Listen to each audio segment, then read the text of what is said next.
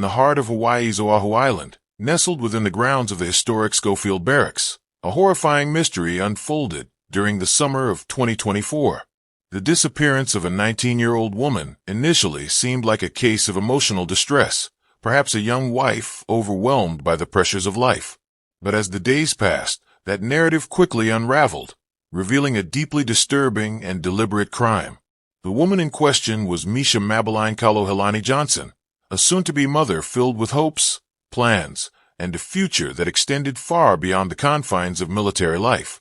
6 months pregnant and reportedly in love with her soldier husband, her sudden disappearance sent shockwaves through her family, friends, and the Army community. For days, no one knew what had happened until the ugly truth surfaced.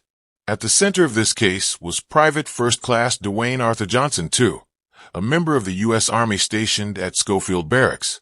He had reported his wife missing on August 1st, claiming she had walked out after a heated argument.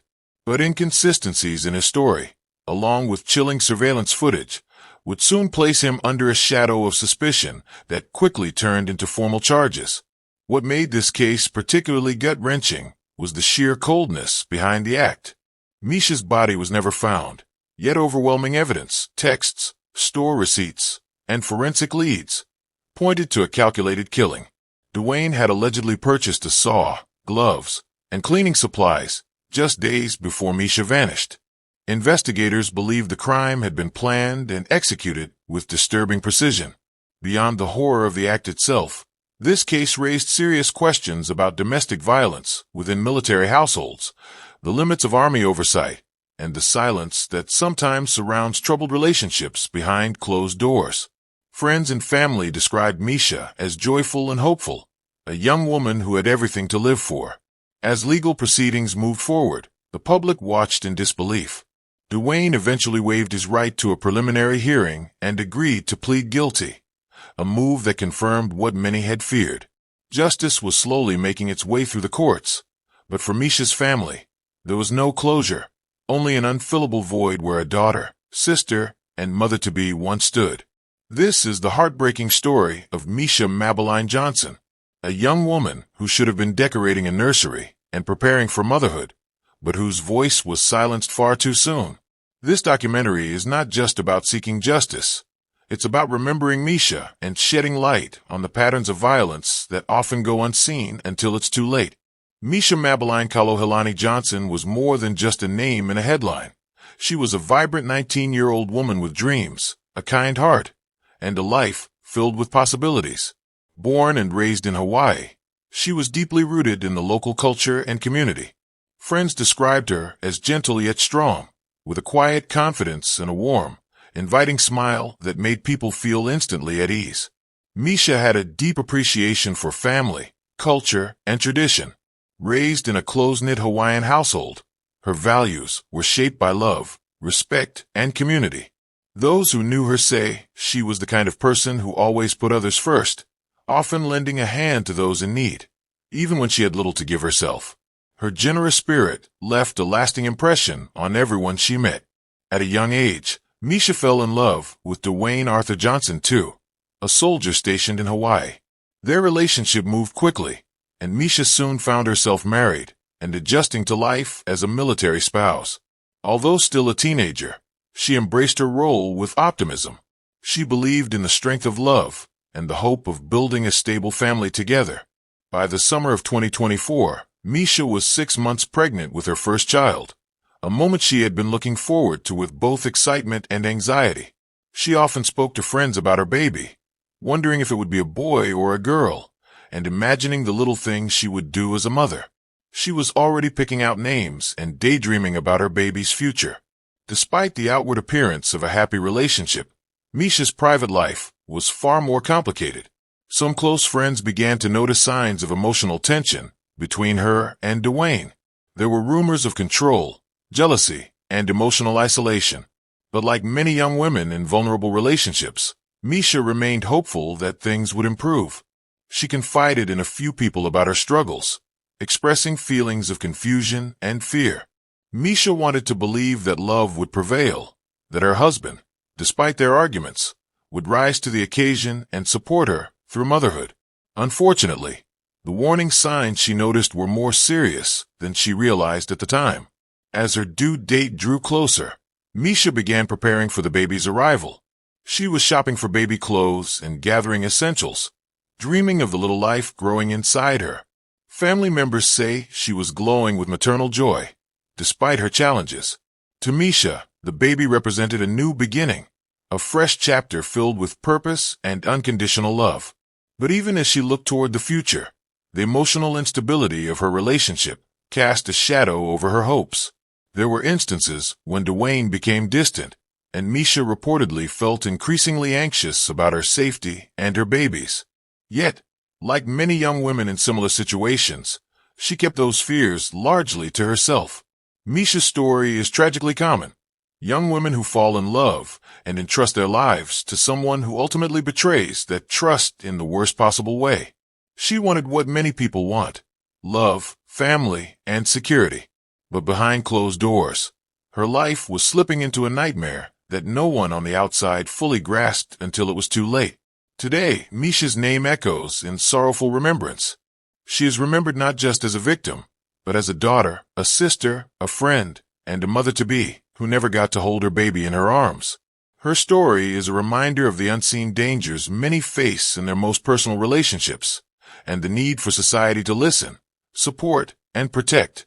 On the morning of July 14, 2023, concern spread quickly among Misha Johnson's loved ones. She had missed important appointments, including a prenatal checkup she had eagerly anticipated.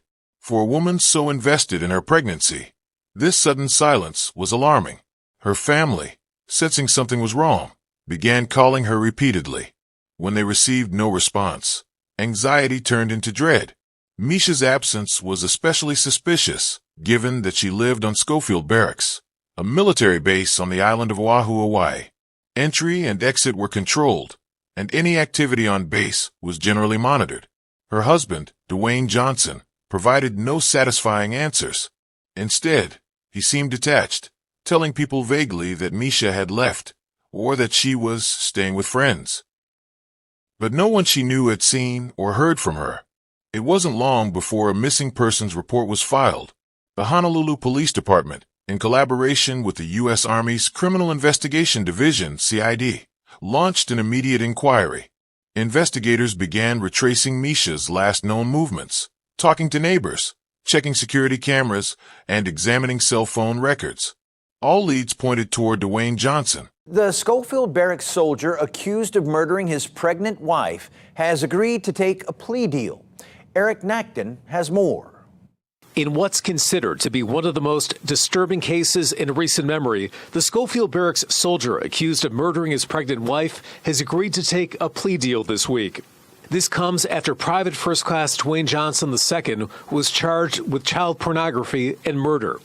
Authorities took Johnson into custody in connection with the death of his wife, Misha Johnson, who went missing in September of last year.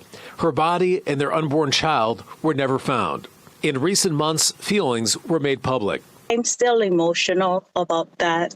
That's my grandchild, and that's my child that has not been found. To take the life of not only my sister, but your unborn child, this case has just been horrific, honestly, for my family and I. I spoke with the mother of Misha Johnson Thursday. She did not want to go on camera, but did state, quote, "I'm still processing every detail.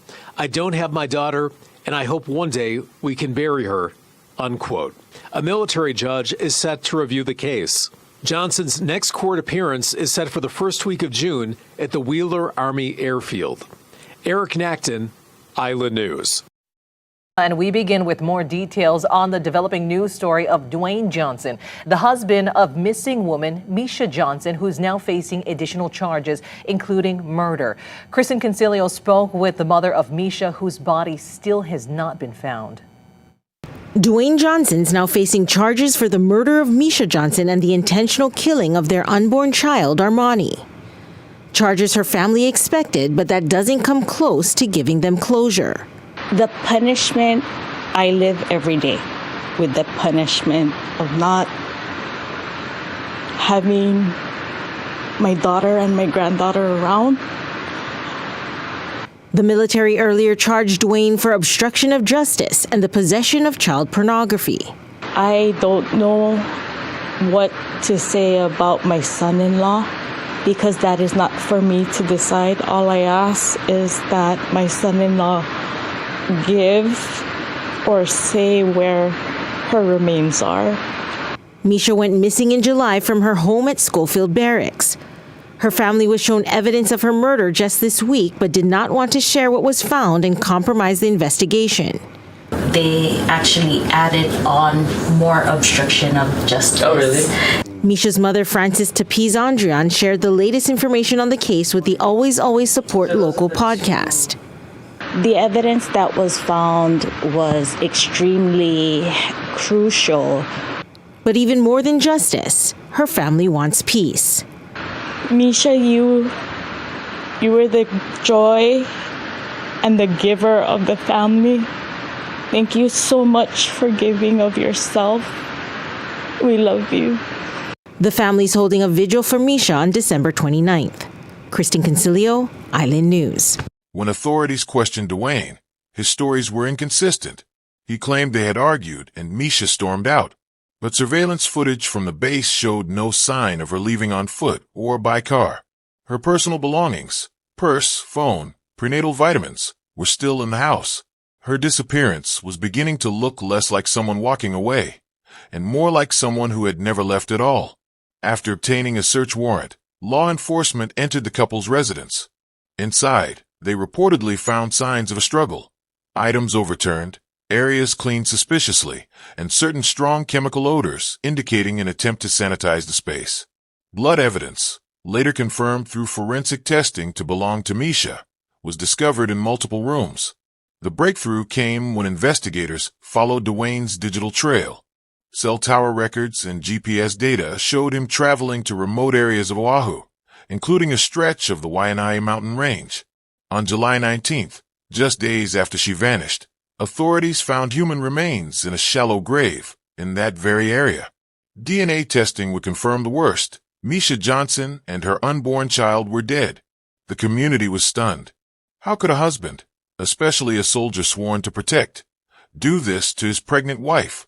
As details emerged, it became clear that Dwayne's marriage was deteriorating behind closed doors. Reports from family suggested controlling behavior, possessiveness, and emotional abuse. But until then, no one had imagined it could end in such horrific violence. Authorities took Dwayne Johnson into custody. He was charged with second-degree murder, abuse of a corpse, and other crimes. Under questioning, he initially denied involvement, but overwhelming forensic evidence left little room for doubt.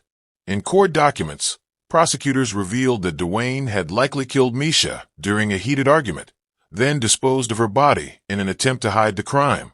The case drew national attention not only because of the brutality of the act, but because it happened within the military system, raising concerns about domestic violence among service members and whether warning signs were missed or ignored.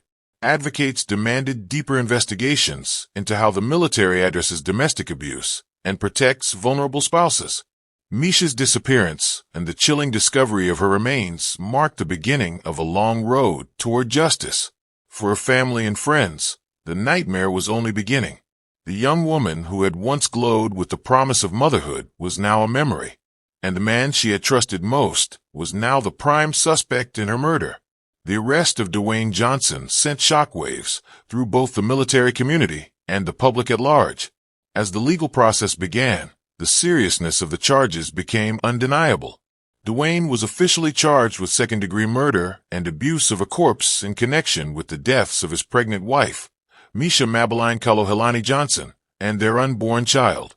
The court documents painted a grim picture of premeditated violence and an attempted cover-up that stunned everyone who had once viewed him as a disciplined soldier.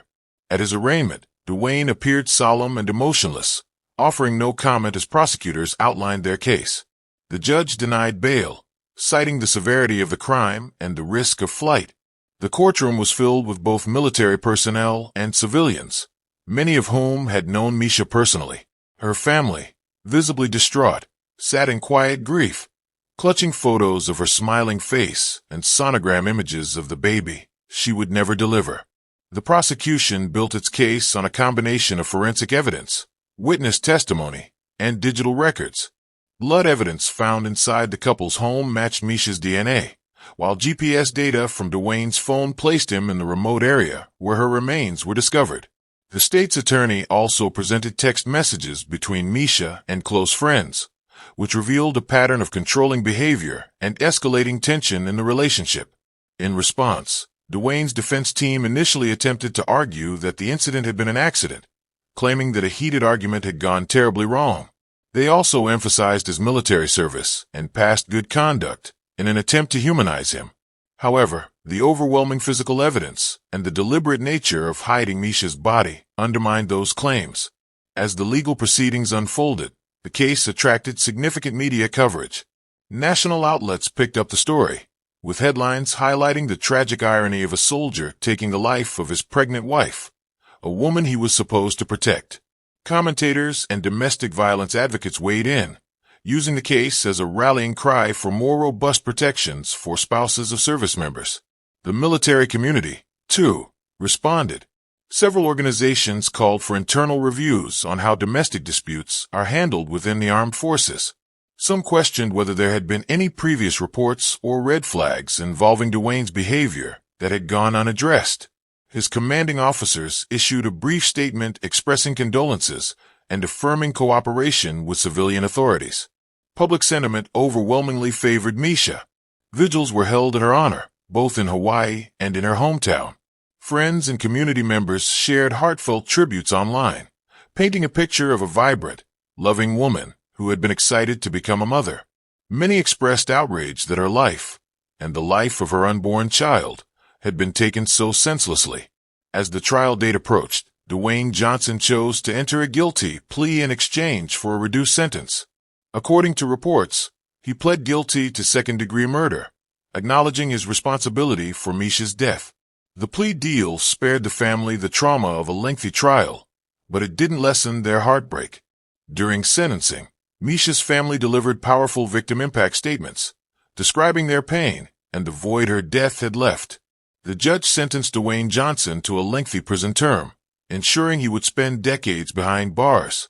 The courtroom was silent as the sentence was read, with only the quiet sobs of Misha's loved ones echoing through the chamber. Justice had been served, but no sentence could bring her back or undo the suffering her family endured. In the aftermath, advocacy groups renewed calls for stronger systems of support and accountability within military families. Misha's case became a tragic example of what can happen when warning signs are missed or minimized. For her loved ones, the trial's conclusion marked the beginning of a long journey toward healing, while the public continued to reflect on how to prevent such tragedies in the future. The murder of Misha Mabeline Kalohilani Johnson reverberated far beyond the courtroom. In communities across Hawaii, in military circles, and in domestic violence prevention groups nationwide, the tragic story sparked deep conversations. People were not only grieving her loss, but also trying to understand how such a preventable tragedy could have occurred. Misha's death served as a wake-up call. In the local Hawaiian community where she lived, organizations that work with young women and families began hosting emergency workshops and seminars on recognizing the signs of abuse. Her story was frequently referenced in these forums, not to sensationalize her death, but to illustrate real danger that domestic violence poses, even among seemingly stable couples. For the military community, the case forced introspection. The Department of Defense faced renewed scrutiny over its handling of domestic violence complaints involving service members. Military spouses and partners began to come forward with their own stories, many recounting how they felt ignored or pressured to stay silent when they raised concerns. Military leadership responded by promising reforms. Training programs were updated to include more robust education about healthy relationships, and counseling services for both active duty personnel and their families were expanded. Base commanders emphasized a zero-tolerance policy for abuse, and new hotlines were launched to encourage confidential reporting. At the grassroots level, Misha's story galvanized advocacy. Domestic violence shelters in Hawaii reported a sharp increase in calls from women seeking help, some of whom mention Misha's case directly as a motivating factor. The bravery of her memory seemed to empower others to choose safety. Community leaders began partnering with military bases to strengthen connections between civilian resources and enlisted families. Nonprofits offered free legal assistance to victims, and domestic violence advocates worked with military officials to ensure restraining orders could be effectively enforced both on and off base. One key lesson from Misha's case was the importance of early intervention. Text messages and conversations she had with friends revealed that she had concerns about her relationship. Sadly, like many victims, she may have underestimated the danger or felt unsure of how to seek help in a way that wouldn't escalate the situation. This prompted campaigns centered around empowering bystanders, the friends, co-workers, and family members who might notice something is wrong. Educational materials were distributed widely, offering practical advice on how to talk to someone who might be in an abusive relationship and how to help them access support discreetly. Social media played a major role in the public dialogue. Posts honoring Misha's life went viral, and her photos became symbols of a growing movement. Hashtags like #JusticeForMisha and #ProtectMilitarySpouses emerged, giving people a place to share their grief, outrage, and commitment to change. Educational institutions also took note. High schools and colleges in Hawaii introduced new curriculum modules on dating violence, healthy boundaries, and emotional abuse. Teachers were given training to identify signs of trauma and offer students confidential support. Religious and spiritual leaders joined the conversation too. Churches and faith-based organizations began offering sermons and workshops addressing domestic violence, emphasizing that love should never come with fear or control. Misha's memory served as a powerful reminder that faith communities must be safe spaces, not places of silence. For some, the tragedy of Misha's death inspired career changes. Several individuals who had followed her case closely chose to pursue work in social services, law enforcement, or counseling. Her story left a lasting imprint on hearts and minds, motivating others to dedicate their lives to protecting victims and ending cycles of abuse. On a national level, advocacy groups used the attention surrounding the case to lobby for better legal protections for victims of domestic abuse within military families. They called for more transparency when service members are investigated for violent behavior, and for stronger systems of accountability that don't allow abusers to slip through the cracks. Perhaps the most enduring impact of Misha Johnson's story is how it humanized the statistics. Domestic violence is often discussed in abstract numbers, but her life, her smile, her pregnancy, her dreams made it real. Her story reminded the world that behind every statistic is a person whose life mattered. In the end, Misha's death was not in vain. It sparked outrage, yes, but also reform, compassion, and a renewed determination to make change. Her memory lives on in the programs created, the conversation started, and the lives saved because someone saw themselves in her and chose a different path. As we reach the end of this tragic but important story, we pause to remember Misha Mabeline Kalohilani Johnson not simply as a victim, but as a vibrant young woman full of promise. Her life, cut short by violence, is a painful reminder of how love can turn deadly when trust is betrayed and abuse is allowed to fester in silence. Misha was more than a name in the headlines. She was a daughter, a sister, a friend, and a soon-to-be mother. She had dreams, plans, and a future. Her story has resonated with so many because it represents the hidden pain too often suffered behind closed doors. Her murder, committed by the man she trusted most, exposed critical gaps in how we recognize and respond to domestic abuse. It reminded us that even those in uniform, those sworn to protect others, can be the perpetrators of unimaginable harm if early signs are ignored or dismissed. It also revealed how systems meant to safeguard lives sometimes fail to act swiftly or decisively. While the military has since promised reforms and improvements, change must be consistent, monitored, and led with empathy. Real accountability must follow words. As a society, we must acknowledge the red flags: control, isolation, emotional manipulation, threats, and physical harm. Misha's case teaches us to trust our instincts, to speak out even when it feels difficult, and to stand by those who may be afraid to walk away alone. For viewers watching this video, the most powerful thing you can do is learn from her story. If you or someone you know is in a relationship that feels unsafe, emotionally, verbally, or physically, it's okay to ask for help. Silence doesn't protect anyone. It only gives abuse more time to grow. Communities must be active, not passive, in the fight against domestic violence. That means supporting local shelters, volunteering your time, donating if you can, and sharing educational resources. Every action, no matter how small, adds up. If you work in a profession that interfaces with families, teachers, doctors, social workers, military supervisors, be alert to signs of distress.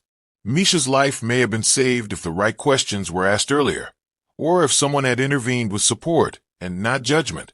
One of the most heartbreaking aspects of Misha's case is how alone she must have felt in her final moments. No one should feel abandoned when they are at their most vulnerable. We can honor her memory by building a world where help is available, visible, and judgment-free. Let this not be just another tragic story we forget. Let it move us to become allies, not just sympathizers. Let it remind us that real love is never violent, never cruel, and never silent in the face of pain. To those working inside the military justice system, your decisions carry life or death consequences. Misha's death calls for stronger protocols, faster responses, and unwavering support for victims over the protection of reputations. To friends and family watching, check in on your loved ones. Don't ignore troubling patterns or brush off concerns. Sometimes a simple question, "Are you okay?" can open the door to escape and healing. And to survivors watching this, you are not alone.